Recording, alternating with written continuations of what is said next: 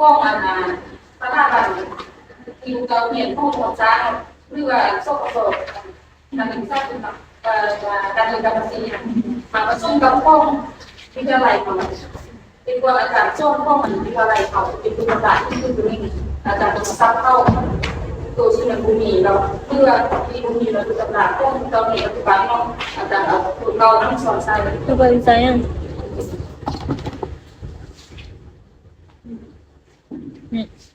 สบายใจยังได้ว่าตัวนี้เกี่ยวกับอะไรเนี่ยบุกไปเป็นอาจารย์สิไหนจะสร้างหน้าที่เราคิดเป็นจะส่งเดียวไม่เดียวเข้ากับหน้ามันก็เวลาในการปฏิบัติอาจารย์อะไรนี่คิดเรียนมากับคนเนาะ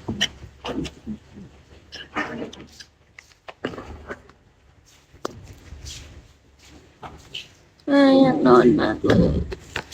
สำหรับแต่จากสูงสุดโลค่ากำไรถึงไม่การนี้อันนี้เราจะเป็นงานหนึ่งโลค่ากำไรจะกัดเป็นไว้ผลิตธุรกิจหรือว่ากำไรค่ายสินค้าจะเท่ากับรายรับสุทธิค่ายสินค้าลงให้มูลค่าสินค้าที่ขายลงให้รายจ่ายสินค้าและลงให้รายจ่ายสวัสดีที่อยู่สวัสดีทุกคอันนนี้เงินถูกโซค่ากำไรจะกัดเป็นไว้กับเงินคือไว้ผลิตอีกหนึ่ง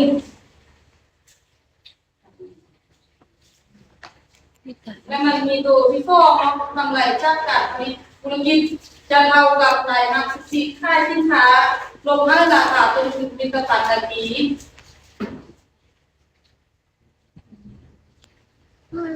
ตัวนี้คือโซค่าซ่อมช่องดาว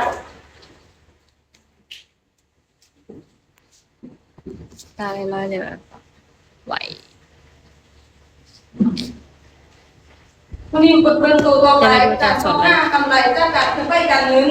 จะเท่ากับรายรับจากการคือไม่การเงินลบให้อากรเก็บหาออมในการกรณีเนาะจะไปลบให้รายจ่ายการเงินตัวที่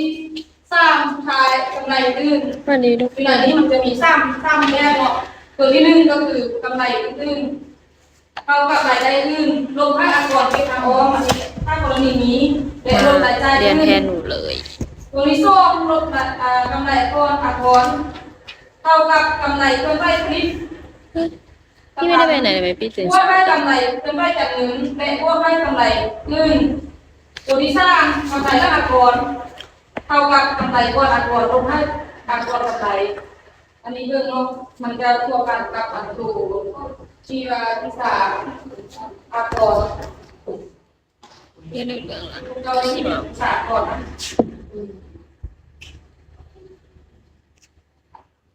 เมาแค่วันเดียวเอง